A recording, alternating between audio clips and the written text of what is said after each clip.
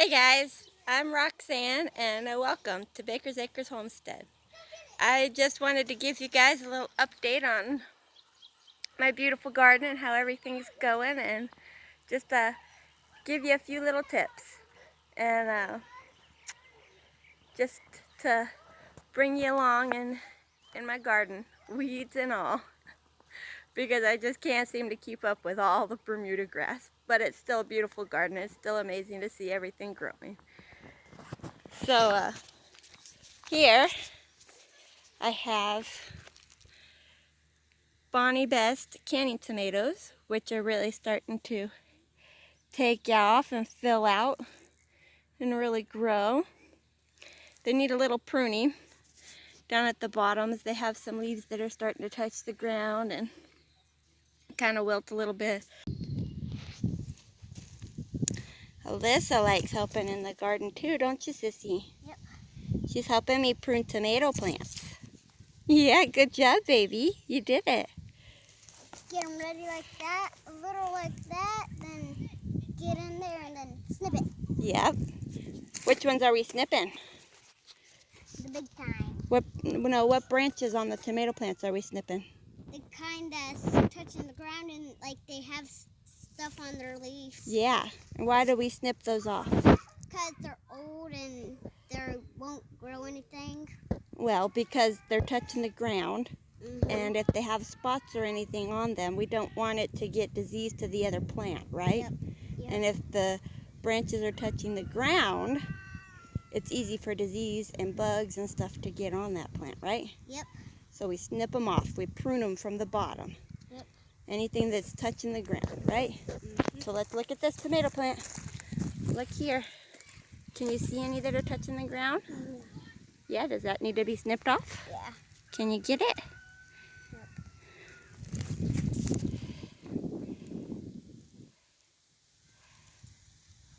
Very good. Do you see any more on that one that might need to be pruned? Let's see. Yeah, that looks like a good one to prune off. I can see the other one.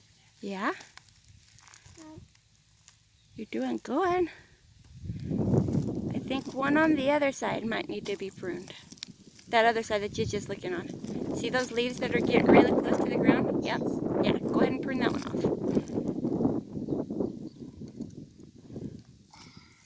Very good. Now I think that one looks pretty good.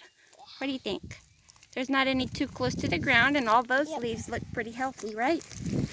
We already did that one, that one. We did that one. Yeah. We already did That one. This one doesn't need any. It's pretty too small. Yeah, that one's a tiny one. We don't want to prune the tiny ones yet, because why don't we want to prune those tiny ones yet? Because they're too little to be pruned, and if we prune them, they won't be able to grow any food. Right. They have to have enough leaves to make their food for themselves, right? Good job. So when they get that size, we can go ahead and put them on. Yep. Good job, baby. And over here, we have bush beans, which I'm really excited about. They did not all come up, but I think there's 10 of them that did, which is much better than last year because we had none that made it last year. I think we had like 1 or 2 that came up last year, but they didn't hardly do anything. So these are really starting to take off and do a lot better than last year. Over here, we have sugar baby watermelons, which are really starting to take off and grow and vine out. So that's exciting.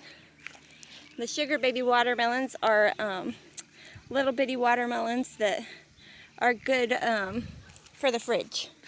They're not too big or anything. And over here we have Kajari melons that are growing, and we're going to train them to go up this trellis and then hammock the fruit as it grows. And the Kajari melons, we were actually introduced to them last year. Last year was our first year growing them, and we really liked them. They're a really neat fruit, and they're really yummy. We feel like it's kind of a cross between a a cantaloupe and a honeydew melon. They're really good. And here we have our okra. These are Clemson spineless okras growing here. And some kale on this side that I will probably pull before too long. But they're still growing pretty good. But it's starting to get a little too hot for them, so they may start to bolt soon and get a little bitter. Over here, I have Dad's, I think it's Dad's Yellow Sunset tomato. It's a big yellow tomato. And beside them, we have pink celery. Can you see that stalk? The stalks are pink. And they're really starting to take off. They really didn't do anything at the beginning of the year when I first, or not beginning of the year, but beginning of the season when I first planted them. They stayed kind of itty bitty, but now that it's warmed up, they've really started to grow some more. So I don't know if I can't remember if they like the colder weather or if they do like the hotter weather, but I've noticed since it's warmed up that they've really started to take off a little more. And over here I have I think they're California Wonder, a golden California Wonder. They're a really pretty yellow orangish pepper. And here we have some sweet potatoes growing amongst the weeds, but they're doing well. They are taking off and starting to get big and put on some vines, so that's great. And banana peppers on that side of the bed amongst the weeds. And cucumbers, pickling cucumbers, and they're starting to get little bitty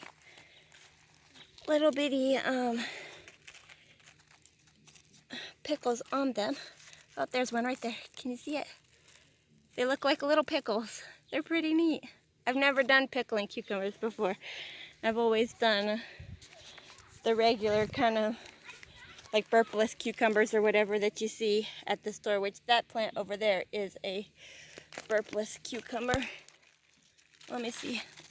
See, there's one right there. There's a little guy. There's another one under there. Right in there. And this is our potatoes. We have potatoes here in the ground. And then potatoes way over there in those yellow containers. And some of them are starting to die off. Their tops are turning a little yellow and brown. So that means it's getting close to harvest time. I'm really excited to see if any of these potatoes have taken off underground. And over here we have some squash plants. That one's still pretty tiny, but this one's starting to get some size to it, and it's got some little bitty baby squash on it. So cute. I love starting to see produce and stuff start to show up in the garden. That's exciting. There's another little sweet potato plant. Over here was Brussels sprouts, but I think it's getting too hot for them. I think we planted them a little too late. That one really started to grow, but hasn't really done anything. So I think they'll probably bolt before they do anything, so we'll just take them out and try them again in the fall. And over here I have some Rebecca Allen tomatoes, and that one over there has done well ever since I planted it. But I planted a pepper in that one. I replaced that with a pepper because I didn't have any more tomatoes to plant. But I had this and this spot planted with Rebecca Allen's, and they just didn't do. So this is a replacement, and that's a replacement of a pepper. But this one has finally took and is starting to take off as well. And this is a volunteer green bean. This is the bed that we had our pole beans in last year. But what I did plant here are lilac bell peppers. They will be purple, a really deep purple, which are really cool. There's one. One beautiful pepper plant among all the weeds.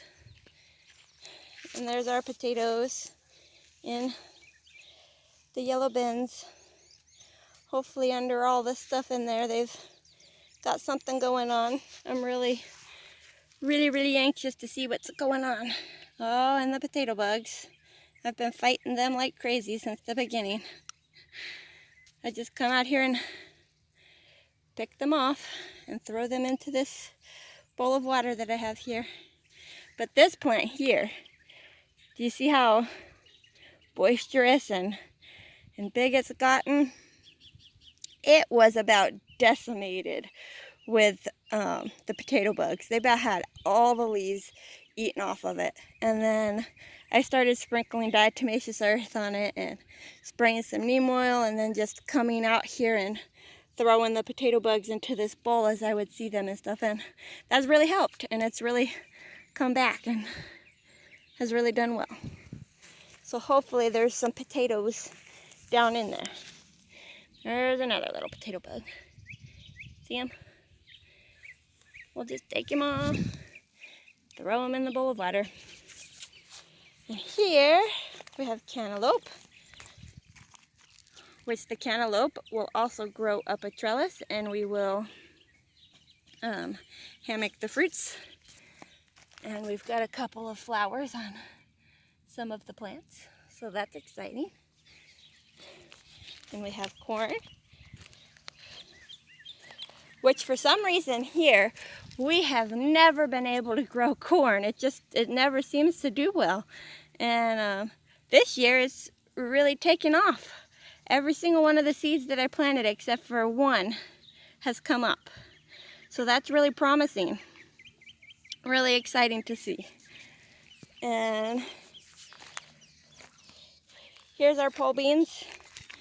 We had a 100% germination rate with our pole beans. Every single one of the seeds that I planted came up. So that is really exciting, and they will go up this trellis here, which you can see the old vines still on the trellis from last year. We hadn't pulled them off or anything. So, and they're really starting to get their little tassels. See, there's a little tassel and this little tassel, and as they get longer, we will hook them onto the trellis like that, and it'll just start to twist its way on up and make little beans. And here's some zucchini, more zucchini, and sunflowers. I love watching the sunflowers. They're so cool how they follow the sun. They'll start out in the east in the morning and then go to the middle as the sun's at the peak, and then as the sun starts to set, they'll be facing the west. Pretty awesome. And here's some more tomatoes. I am not sure what these tomatoes are. Or all three of them, I have no idea. I guess when I planted my others, these were extras, and I just got sidetracked on labeling what each one was, or it just got mixed up or something. But they'll be a surprise, so that'll be fun. That'll be a fun little surprise to see what they are when they grow a little bigger and start producing. And here's some poblano peppers and jalapenos. And in this bed, I have a whole bed of chocolate peppers, which they are a chocolate brown looking pepper. And over here, we have yellow pear tomatoes, which are yellow pear tomatoes or a cherry tomato, but they are yellow and in the shape of a pear, which is really cool. Those will be exciting. And over here, I have more jalapenos. That one's doing really well. It's really starting to grow. And more poblano's. And in that bed over there is our black diamond watermelon, which these watermelon get very big. These are the big like oval shaped watermelons, which they really didn't get that big last year. They stayed pretty small, so we have hopes that they will grow and be big this year. And there's some volunteer sunflowers. We had sunflowers over here in this bed last year where the watermelon are, so they've all decided to pop up right here. And here are pink bumblebee tomatoes. They're a little tiny tomato, like a cherry tomato, maybe a grape tomato. But they have like little pink or purple like stripes. They're like striped, like a bumblebee. So those will be interesting to see as they form. And they've got little blooms on them. So we should be seeing some little bitty tomatoes pretty soon on those. And here's another squash plant. And some more tomatoes. And those tomatoes, I believe they are some more pink bumblebees that I planted over here. This squash here, I planted from seed, including this one, and that one, and this one over here. I all planted from seed, but it had been like weeks after I planted them and they weren't doing anything. So I thought, well, I'll just put some more tomatoes in those spots. And after I planted the tomatoes, they started germinating and coming up. So hopefully the tomatoes and the squash do well together in those spots. Isn't it just amazing coming out here to the garden and just seeing all of God's handiwork? I mean, you put in a lot of hard work in the garden and stuff, but God really does the big, the big work and stuff.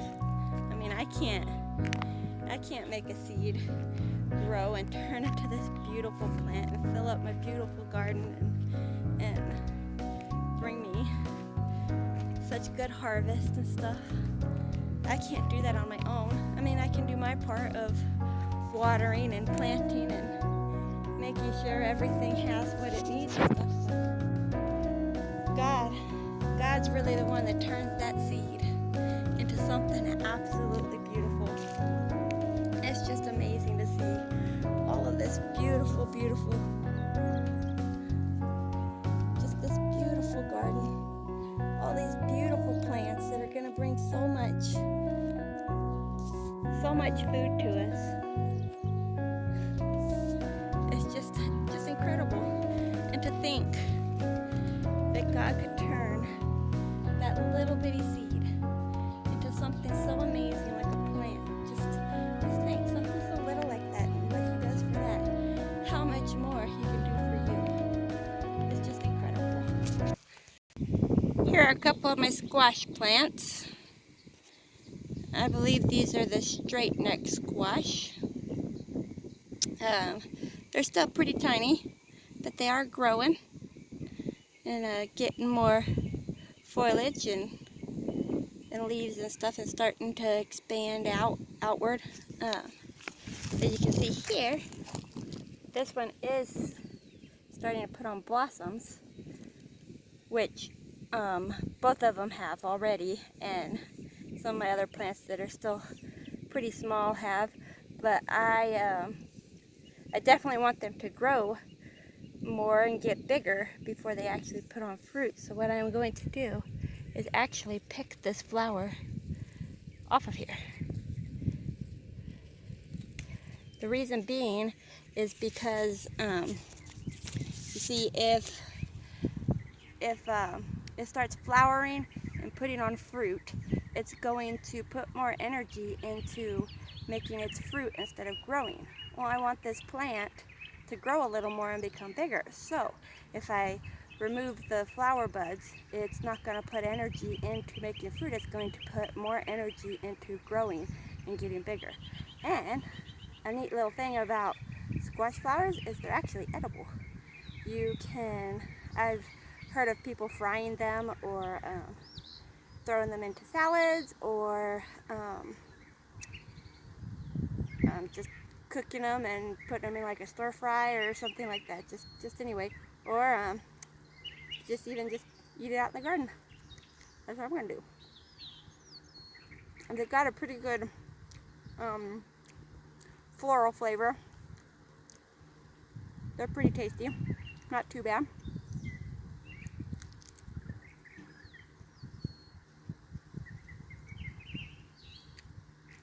I would say they taste kind of squashy, kind of like a squash, but not a whole lot. They do have a floral taste to them as well, but they're pretty good, not too bad.